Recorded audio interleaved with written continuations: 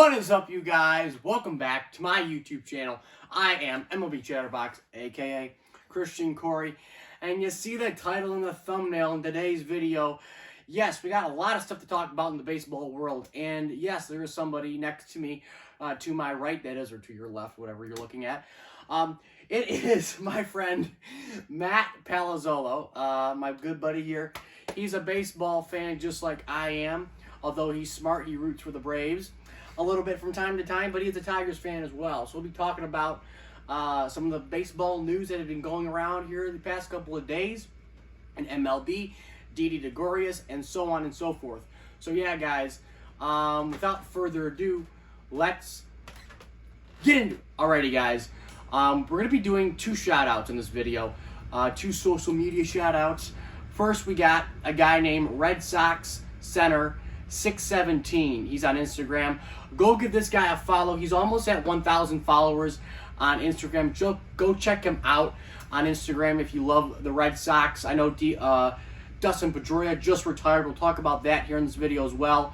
But we got him, and the second shout out of the day is Phillies sports content. He has almost 2,300 subscribers or followers, followers on Instagram. Go check him out as well if you love Philly sports and anything Philadelphia. So yeah, free shout outs, DMs always open. I should put that in my bio on my Instagram. Alrighty, guys, topic number one on the list today is, of course, Gregorius. Gregorius has signed back to Philadelphia. Yes, West Philadelphia born and raised. But the point is, Gregorius has signed back with the Philadelphia Phillies on a 2-year deal worth $28 million, $14 million AAV, or $14 million per year, 14 in the first year, 14 in the second year. So this, personally, I think is a great signing by the Phillies. I always thought he'd go back to Philadelphia. Let's be honest, they needed to do this. They signed back JT to $150 million. Now they're signing back Gregorius. Moves that needed to be made in Philadelphia. So I'm going to throw it over to my friend Matt here and ask him, what does he think about this move by the Phillies? And what do you think about this? Do you think this makes them better than what they were last year?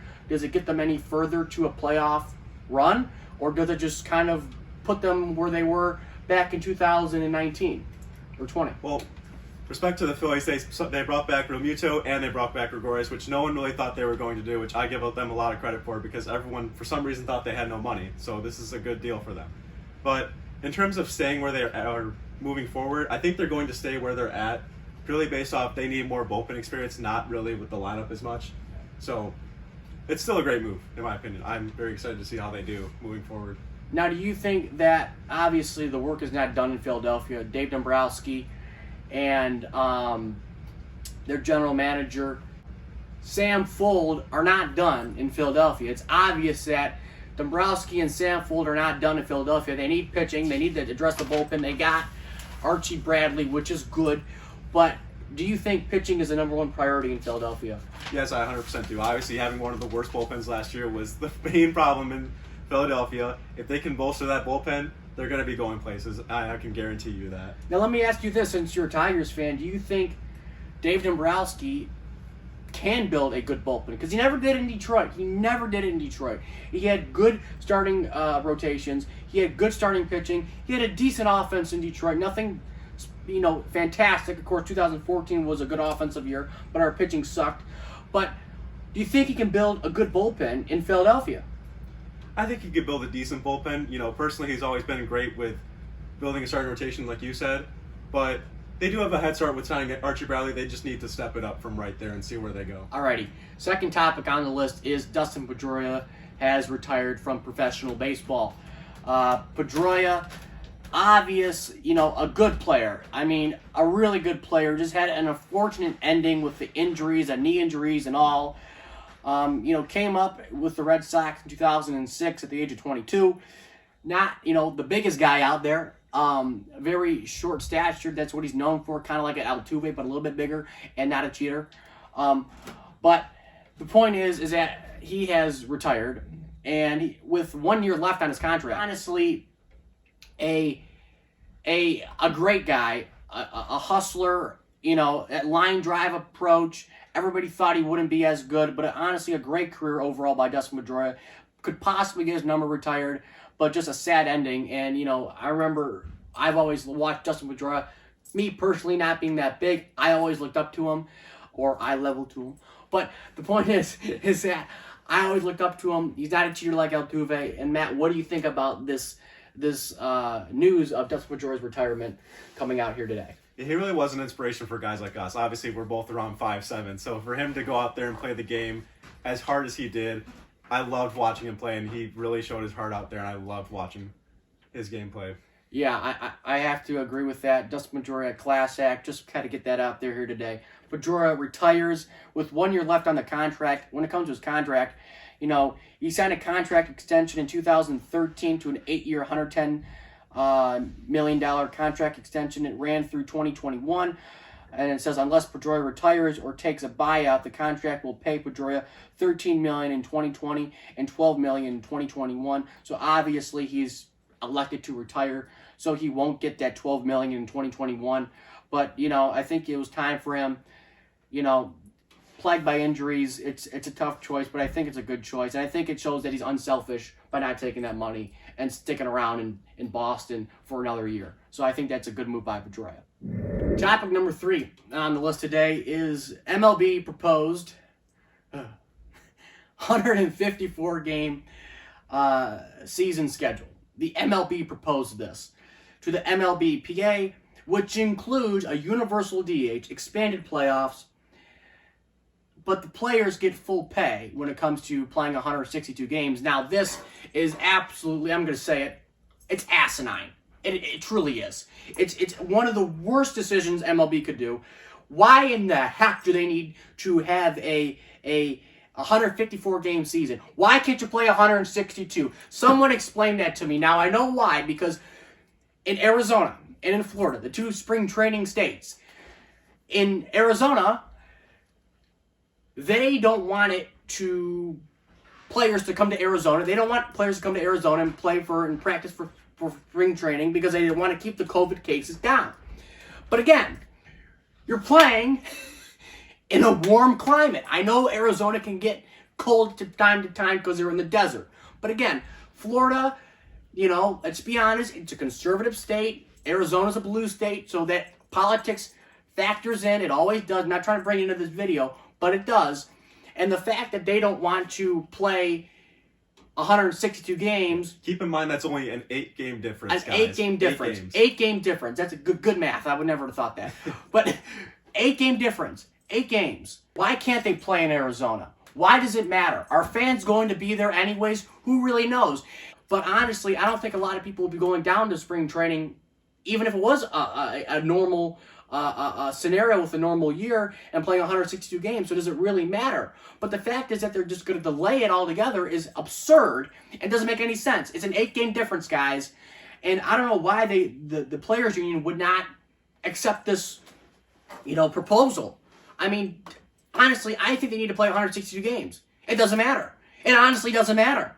I don't understand their logic because they're stupid. Actually, in reality, I'm on the side of the MLBPA, which I'm usually not, because the players union is, again, having a union for people who make millions and millions of dollars is absolutely ridiculous. Because I tell you one thing, here in Detroit, you have unions all over the place. Guys working on lines, they need unions, not guys who make millions and millions of dollars. Don't give me this crap that they need a union. The first thing is, the reason why I'm on the MLBPA side is because they want to play 162 games.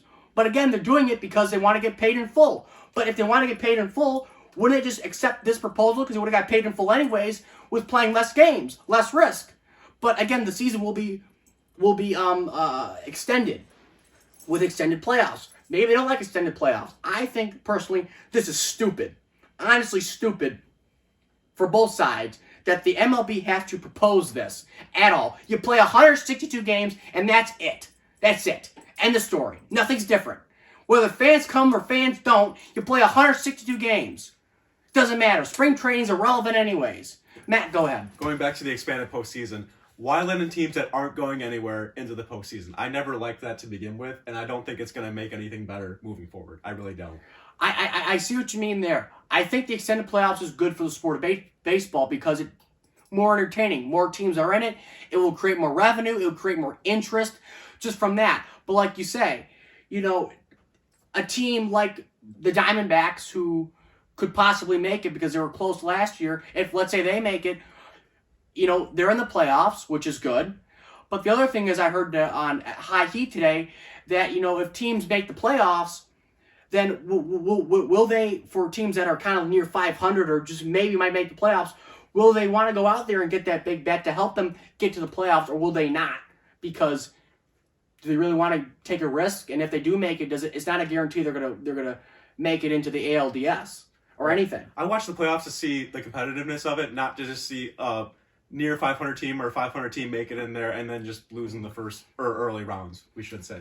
I mean, like for you, if the Tigers made the playoffs via the expansion, and would you think that would force a guy like Al Avila to make a good move? He'd have to for once, honestly. I think that'd be the one positive. But again, like you say, the competitiveness, I guess, loses it. Because the Dodgers are 10 times better than the Arizona Diamondbacks. Yes. That's just the way it is.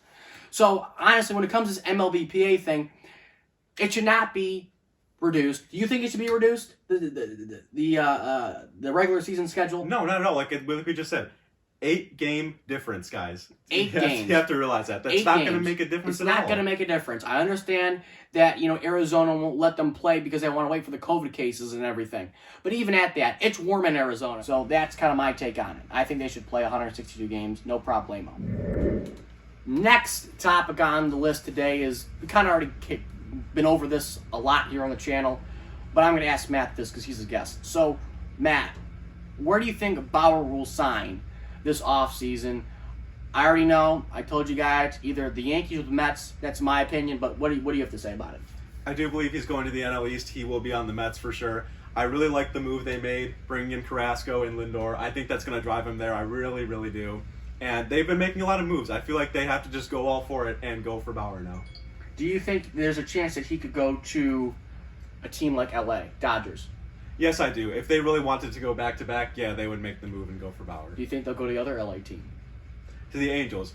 The Angels are a very strange team. They just recently made a move for Alex Cobb, and I honestly feel like that may stop them from getting Bauer in a sense. They love to make crazy trades and never do anything about the actual big guys on the market. Alrighty, next thing on the list, kind of last thing here. I'm going to ask Matt this because, he's our age. He's 19, I'm 20. So my question is, what do you think baseball can do to attract young fans in America? Because we already know they have a good following in Latin America, but I'm always concerned with how we are getting American kids from all races into America's game and to get them interested in America's game. So what do you think baseball can do to help promote America's game in the United States to American kids so they can play the game, and even with people who don't play the game and who aren't all-star levels or making high school baseball teams or making college baseball teams, how can we keep them interested and not get discouraged from the sport? Well, going back to who we just discussed, Trevor Bauer, I love what he's doing. I love how he's doing a YouTube channel to make the game of baseball better. He goes in depth about the game and talks about it all the time. I would love to see more players do something like that, whether it be vlogging or maybe media marketing would be better for the game. I don't see a lot of baseball media like I do with football, basketball, maybe even a little bit of hockey. I really don't as much. Yeah. It seems those three sports just seem to be way more popular on media than baseball does. Do you think that there's something specific that Major League Baseball can do, or do you think that it's solely in the players' hands, such as Bauer, who's going out of his way, which he doesn't need to do, to make vlogs more interesting? I know people may say he's annoying and he's trolling people with having on all the hats. I say I wear every hat too. So, again, I get it. He's signing a contract. He's trolling people. But honestly, I know Phillies Hot Stove has a different opinion on this than I do, my friend Phillies Hot Stove Luke. But I think it's a positive for what he's doing. And do you think the baseball has to do something, being like our fearless leader, Rob Manfred, or players individually like a Bauer and other superstars? It could be a mixture of both. Both can make great contributions to the game, whether it be spreading it to the let's say the bad neighborhoods. We need to get more baseball fields around there. I'd love to see that happen because you don't see that as much. So you can put a basketball net anywhere and kids will go play basketball, but there's not enough baseball fields in these poor neighborhoods as much, and I would love to see that. Yeah, I think I agree with him with that, especially when I go to downtown Detroit. You always see basketball courts, guys playing basketball, kids playing basketball of all ages. And again, basketball is a relatively cheap sport when it comes to the affordability. I like to see these baseball fields in inner cities and all over the country just be kept up. And baseball needs to find a way to brand itself in these smaller communities.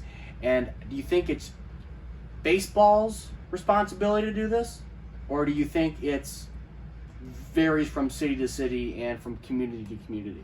You think baseball needs to be the ones who go out there and provide the bats and the balls for the kids to keep them interested in the game, whether they become professional athletes or not? I mean, in a sense, it is baseball's job, actually, because they need to make the sport more popular in order to gain more money and more people into it, to make the game better, essentially. And I think the key thing is they have to, personally, they have to show that there's other avenues to get into sports than just becoming a professional athlete. Because not everybody's going to be a professional athlete. I'll tell you that right now. There are many different avenues you can take, whether it be broadcasting or marketing or whatever you want to do. I think the big thing is they need to show kids that you can be interested in baseball or any sport without having to be the next Mike Trout, LeBron James, Wayne Gretzky, Calvin Johnson, whoever it is, Tom Brady, whatever. You have to show them that there's other avenues to take in the sport without being a professional athlete. I think that's a big thing. Very well said. But yeah, so that's all I got for today's video, guys.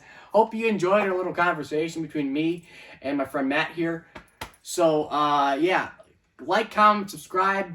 Go give Matt's Instagram a follow on there. What is your Instagram, Matt? At MattPell37. There you go. Okay, I just thought of something else. Alrighty, guys. Like, comment, subscribe, and I will catch you later.